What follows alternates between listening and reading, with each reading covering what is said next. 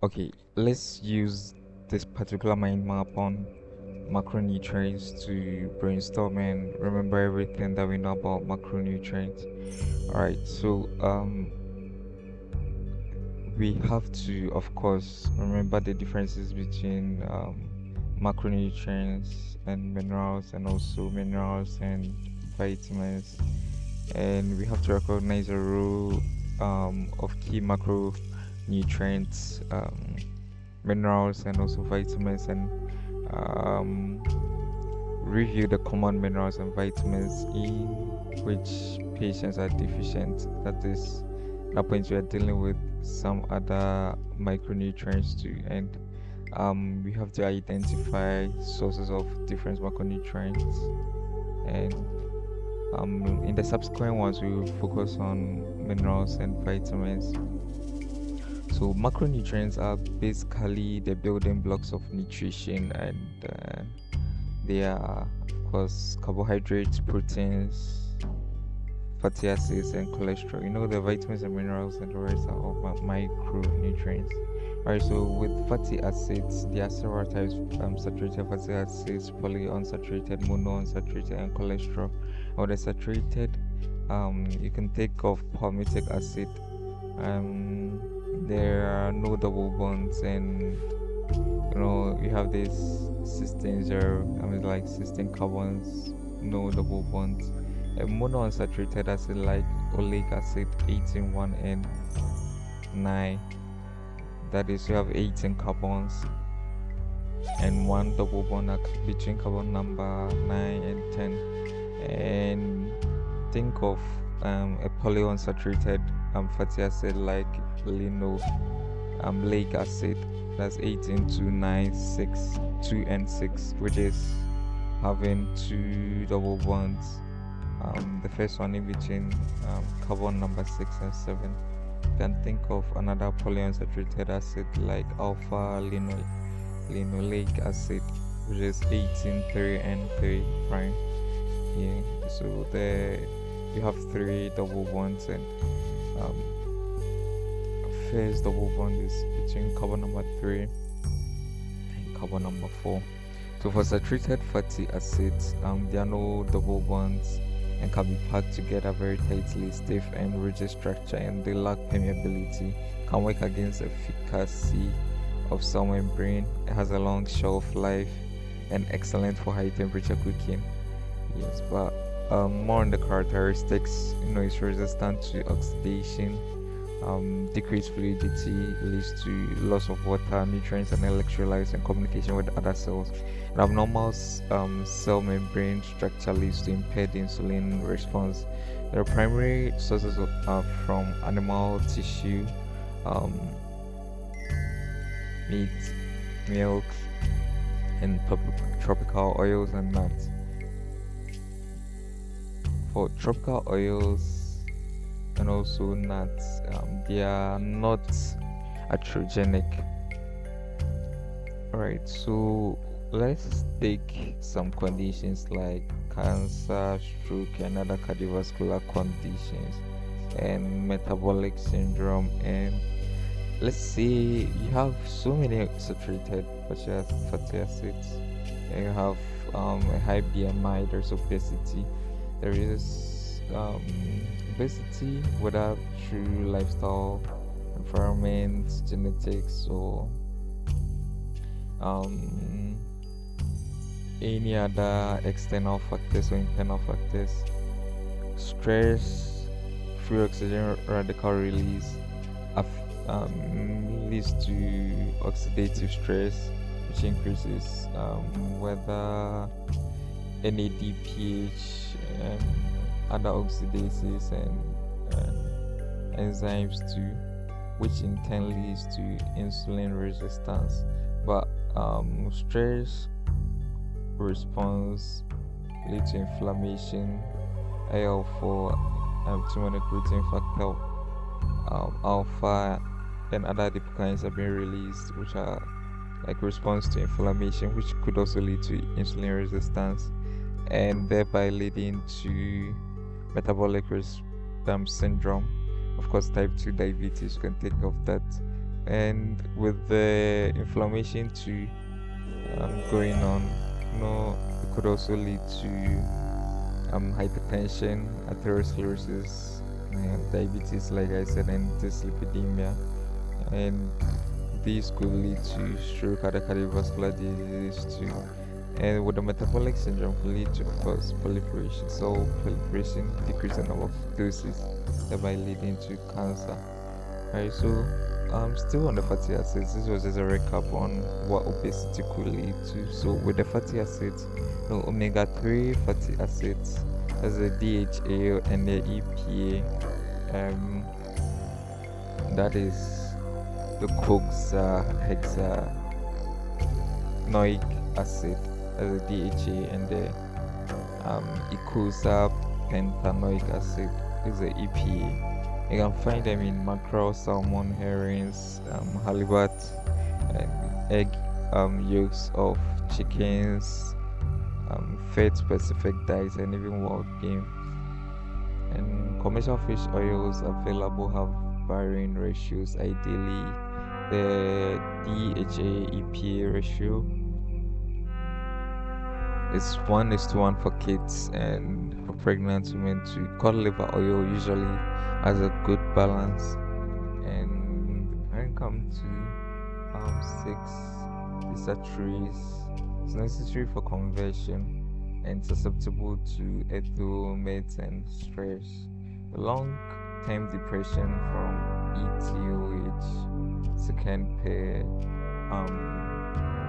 it's insufficient, and they have low levels of DHA, EPA too. So acceptable dietary reference intake for omega-3 fatty acids for infants from 0 to 6 months. In males, 0.5 grams per day. In females, 0.5 grams. And the same for infants from 7 to 12 months. For children 1 to 3 years, males and females, 0.7 grams per day. And for children 4 to 8 years, we have 0.9 to 0, and also 0.9 both for males and females. And for 9 to 13 years, 1.2 grams per day, both for males and females.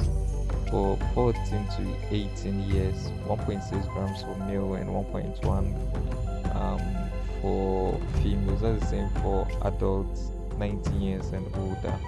And for all other ages, to pregnant women of all ages, because they're female, so it's 1.4 grams per day.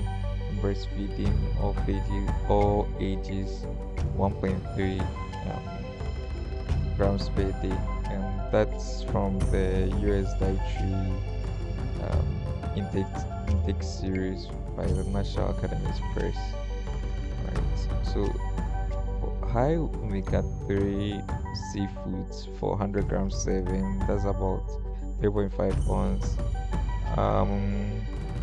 Well, salmon has the highest, followed by, so salmon have like 2.6 grams, almost 3 grams of omega-3, followed by herrings, and then anchovy, sablefish, whitefish, tuna, cisco, sardine, oysters, halibut, and then rainbow trout has the least. That's like 1.154, so 1 gram for every 100 grams servings. That's about 3.5 ounces. Alright, so with trans fatty acids, our examples are partially or fully oxygenated oils. They have this uniform texture in oil containing foods, and they have long shelf life. So in processed foods, cookies, crackers, cakes, chips, fried foods, many more.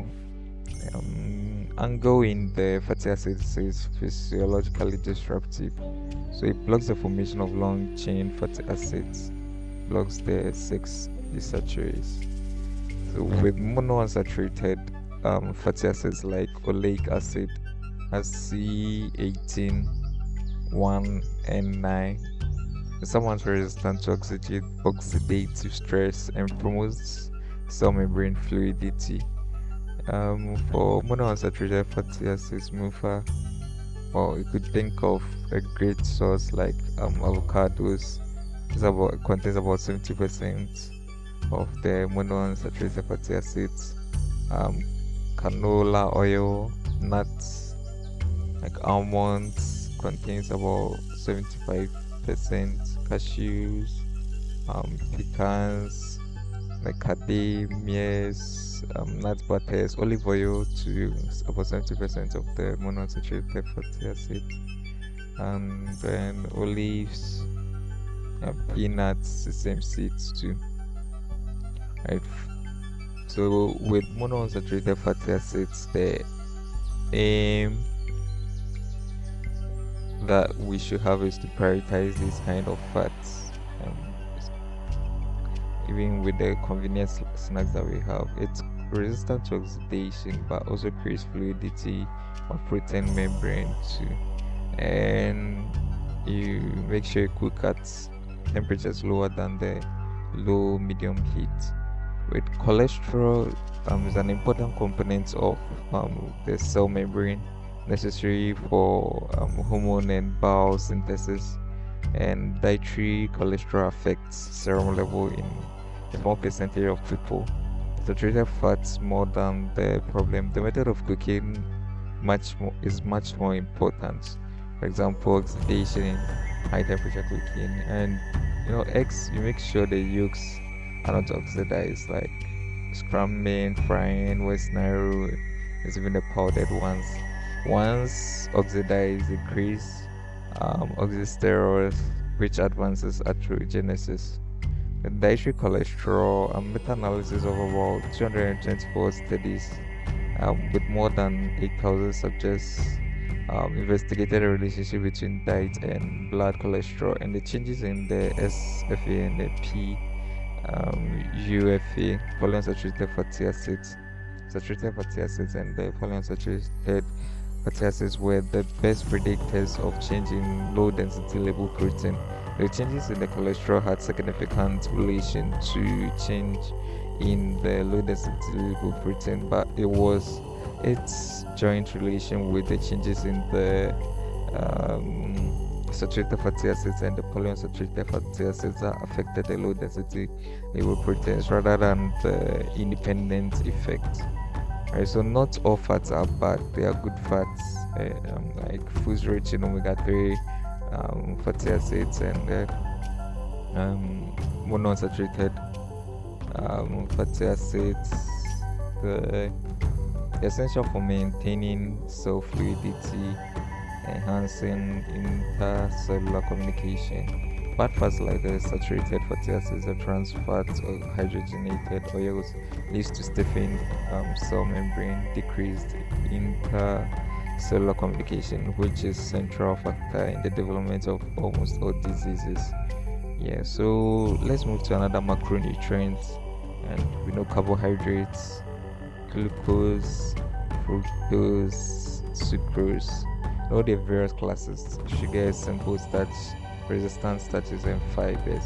99% of life is made of glucose, and the glucose arrangement determines if the carbohydrate is digestible or not, and the bonds determine if nourishing or indigestible. The amylose, only alpha 1 for glycosidic bonds are seen, but amylopectin, for instance, have both alpha 1 4 and alpha 1 6 glycosidic bonds. The sugars, the monosaccharides like glucose, fructose, galactose, and they are the units of absorption, and can think of disaccharides like sucrose, lactose, and maltose. They require only minimal enzyme activity for digestion, unless missing enzymes like lactase and sucrase. And oligosaccharides like dextrose, fructooligosaccharides.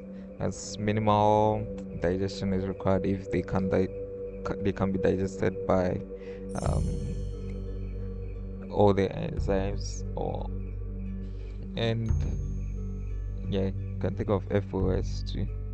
So we usually serve more as prebiotics. You know the difference between prebiotics and probiotics. Probiotics being the gut flora, and prebiotics being other nutrients or whatever, saccharides or fruits that the probiotics feed on, or the gut flora feeds on. Alright, so caloric drinks, the higher caloric consumption now versus 30 years ago, well, there's been more than 50% increase of the caloric beverages, and 21% of the total daily energy in some developed countries, or like US, that is from beverages. So reduction in liquid calories has more significant impact on weight loss than the solid calories. And the average American adult drinks about more than 450 calories of sweetened beverages per day. It's about 40% from soft drinks or fruit drinks, about 20% from alcohol. It's more than 100 calories per day. Satiety factor from drinks is very low, so we don't consume less food if we drink caloric drinks. So patients, you just have to advise them to drink more water. Okay, for simple starches, like with those with high amylopectin load, which are branched, especially hydrolyzed, they are easily hydrolyzed and can be digested, like potatoes. Or cooking converts the resistant starches to simple ones, and contributes large amounts of glucose into blood quickly. The leading source of simple starches are white flour, white potatoes, white rice. Right, so the sugar levels is like blood sugar levels. If you take in whole wheat, for instance, in an hour for white flour, it peaks before an hour, but then still takes about 2 hours for it to for the sugar level to come back to the normal range. Yeah, that's for white flour. Coarse flour, cracked flour is the least. Yeah, so with white flour, that's recommended because it takes a long time for it to even come back to the normal. Like fine white flour will not be recommended because it takes a shorter time to reach the peak. But the whole wheat, it takes it takes that same amount of time to reach not very very high levels of sugar in blood. That is, it wouldn't get to any hyperglycemic range, but just a normal range. Yeah, that's for whole wheat compared to coarse, the cracked, the coarse, and the fine. And so resistant starches have large amounts of amylose, so they are longer to digest and more difficult to digest. So smaller delivery of glucose to the bloodstream at once. So with this, it's highly recommended because you're not going to have these glycemic spikes. The leading sources are beans, lentils, whole grains, oats, barley, rice, yams, sweet potatoes, and squash. And with fiber, because it's insoluble, largely indigestible, it provides the digestive bulk and increases the total colonic transit time. So ideally, half of fiber should be insoluble. IOM recommends 7 grams per 1,000 kilocalories, and the best sources are fruits and vegetables, vegetable skins and seeds, cellulose, vegetables, cereal. other cereals to celery and grain brands to, yeah, they can be seen in skin and peels. Also for soluble fiber, they are found in fresh fruits, beans, seeds. Yeah. So these ones, they feed the gut flora. They are like prebiotics, like I said, to nourish the cells and line the digestive tract, and they lubricate the intestinal wall, assisting elimination. And IOM recommends 7 grams also per 1,000 kilocalories and can go higher. The best sources are apple, pear, plums, watermelon, beans, lentils, barley, oats, onions, chicory, squash, pumpkins, buckwheat. For carbohydrates summary,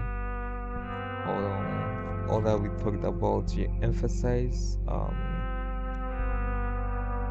you should think of the resistant starches, the squash, sweet potatoes, yams, beans, and the soluble fiber like fruits, legumes, beans, and meals.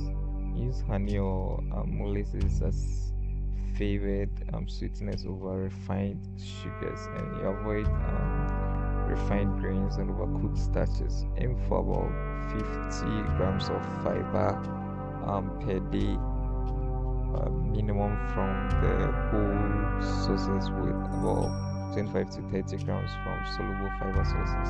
Okay, so now let's end with proteins. So proteins, of course, are made of amino acids concentrated. Concentrations are what is important, and need sufficient hydrochloric acid to absorb them, and signals to influence endocrine function and gene expression. Complementary essential amino acids do not have to be consumed at the same meal, that is beans and rice. So sources include whey, eggs, cows milk, cheese, goat's milk, cheese, fish, beef, chicken, soy, beans, lentils, nuts, seeds. So with the amino acid pool, of course, from dietary protein, that's like the nitrogen pool, glucose, amino acid through other pathways being converted back to glucose, glycogen, lipids, and also to non-protein compounds, heme, heterocyclic amino acids, and back to amino acid pool, or through catabolism, carbon dioxide, urea, water, energy, and also to other new amino acids, and back from those amino acids back to the amino acid pool, and to tissue proteins, plasma proteins, enzyme, hormones, antibodies, hemoglobin, and back to the amino acid pool.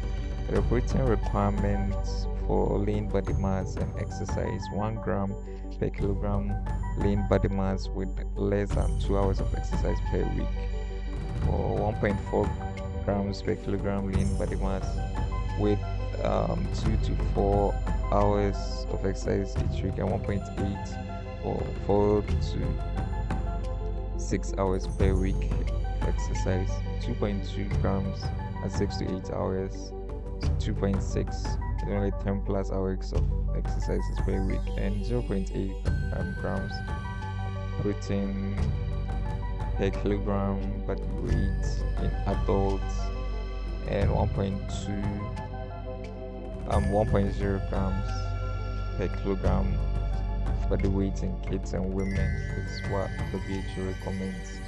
So 3 ounces of meat, that's like a deck of cards, about 21 grams. So amino acid requirements of humans.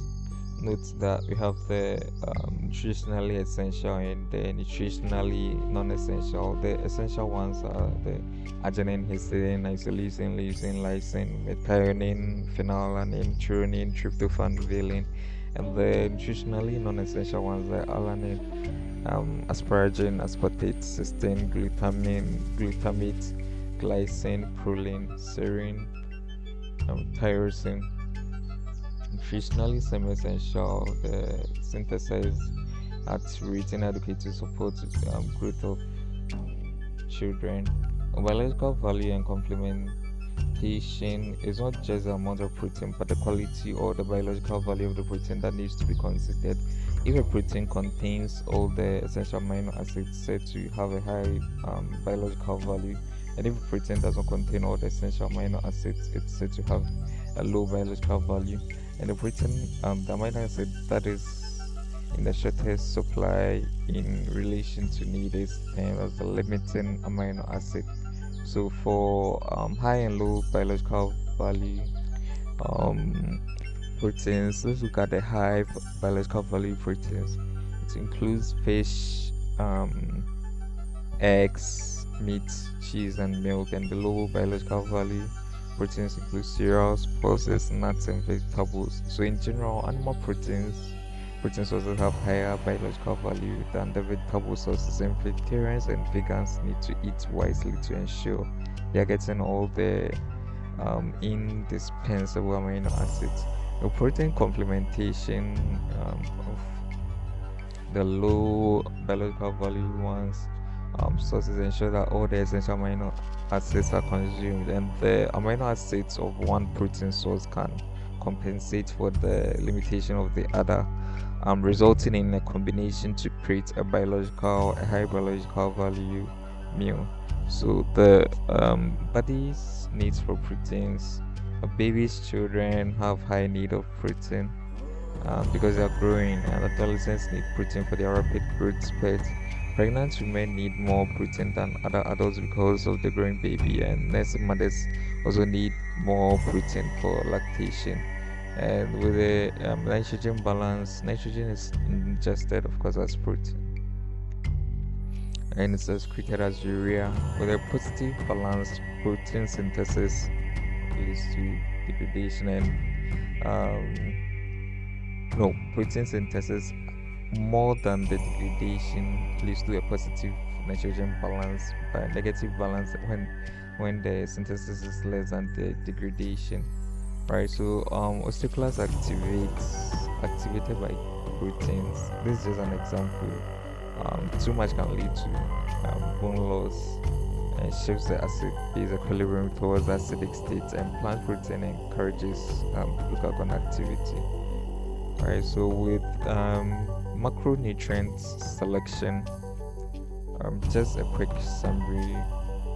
Just know that fatty acids, cholesterol, extra virgin olive oil as a primary added fat and complement with fully formed omega-3 like fatty cold water fish oil, and olive oil. But make sure you avoid saturated fats from animal sources and avoid all hydrogenated oils and trans fats.